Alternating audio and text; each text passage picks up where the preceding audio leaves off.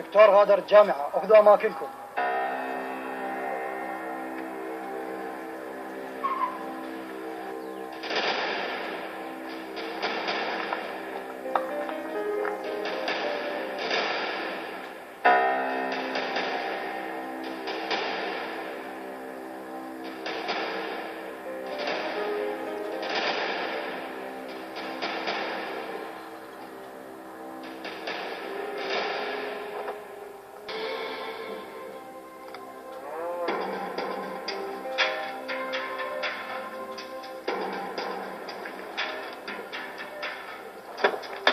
خير شوف. انت الدكتور رشيد؟ بلي انا. تفضل، عندنا امر قال قبض عليك. تومتش العفو. وين يا جماعه؟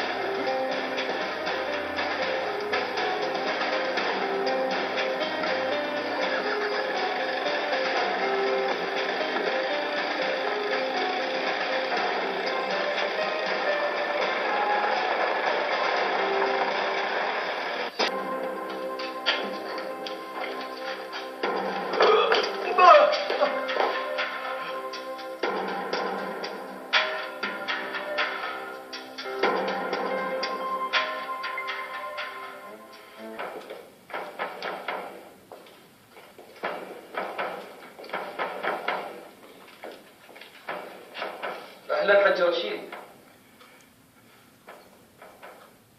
ليش انا هنا؟ منو انت؟ أعتقد هذا المكان مو غريب عليك، أنت متعود على هاي الأماكن، ملفك ما زال موجود عندنا. أنت معتقل من سنة 1968 لغاية 1973، والمفروض تبقى هنا تعفن أنت وجماعتك عبد الهادي حسن وناجد داوود اللي هرب من البلد بعد ما أطلق سراحه. أحب أقول لك يا حج رشيد يا دكتور الفلسفة، أنت راح تبقى بهاي الزنزانة اللي عمقها 6 أمتار تحت الأرض طول عمرك. شنو هي التهمة؟ شنو هو السبب اللي خلاكم تختطفوني بهاي الطريقة؟ ايش تتوقع حج رشيد؟ يعني ما عليك رقابة؟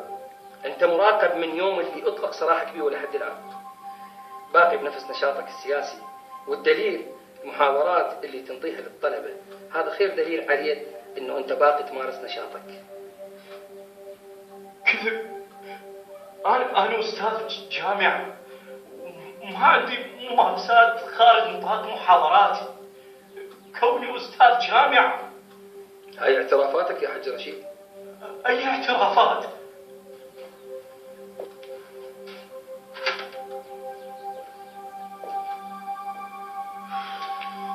حج رشيد، غالبا ما نحصل على هاي الاعترافات بطرقنا الخاصة، بس أنت والكبر سنك راح نعفيك من طرق تعذيبنا القسرية. وقع أحسن. أوقع على شيء ما قايله؟ عاجلا أم آجلا راح تقولها وغصبا ما عليك. ما وقع. راح توقع غصبا عليك. يا جماعة اسكت. انتوا غلطانين. اسكت. أنا أستاذ جامعة، هذا ظلم، ما يصير. اسكت. أبد ما يصير، والله ما يصير. أنا شو مسوي؟ ماكو شو مسوي والله. يا جماعة أترى جامعة، أنا أستاذ جامعة.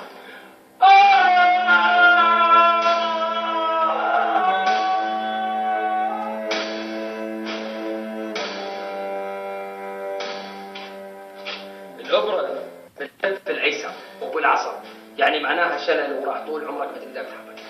أنصحك تحافظ على كفك الأيمن، لأن أنت هنا وحدك بالزنزانة، على الأقل تعينك بالأكل، وقتها أحسن لك.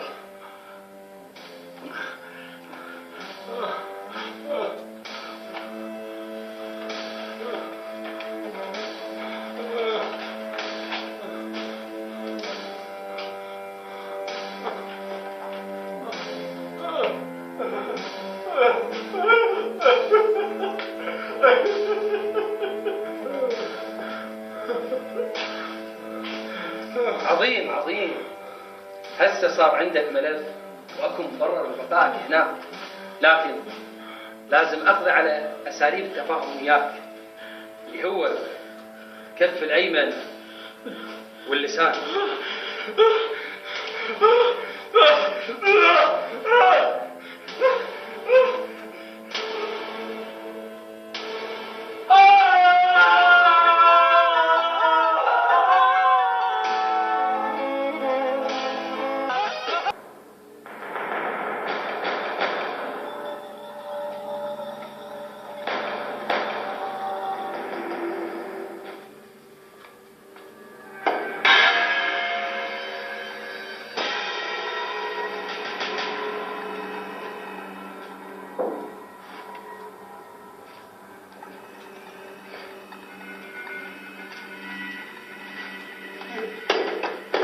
Ha ha